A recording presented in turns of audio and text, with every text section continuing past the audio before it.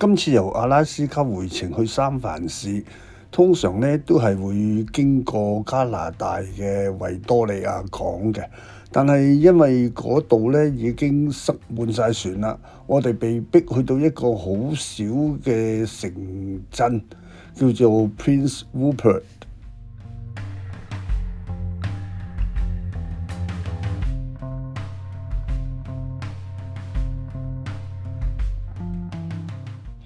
你哋睇下呢間又話叫做博物館喎。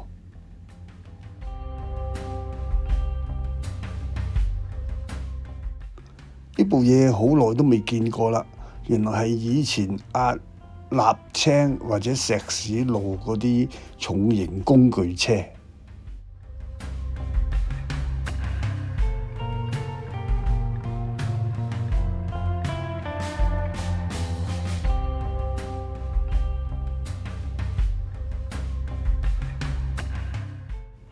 呢棟建築物係代表乜嘢呢？哇！原來仲有個皇冠喺度添喎，喺度恰先。啊？真定假啊？瞌埋眼就有個靚女同我影相。我老婆叫我唔好發夢喎。好啦，返屋企啦。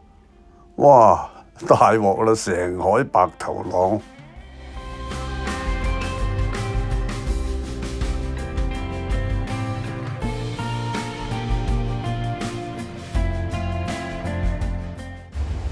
呢兩位都係我哋晚飯餐廳嘅侍應妹妹。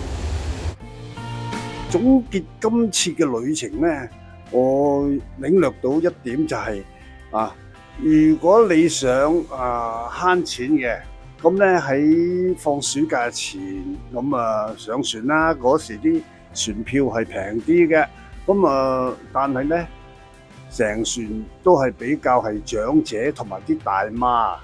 咁如果你喺暑假之後上船呢，嗰個船票呢係會貴啲嘅。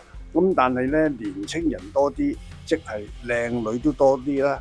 咁你哋中意食粥定食飯，你自己諗啦。係咁啦，拜拜。要補充一句，係暑假開始，唔係暑假之後。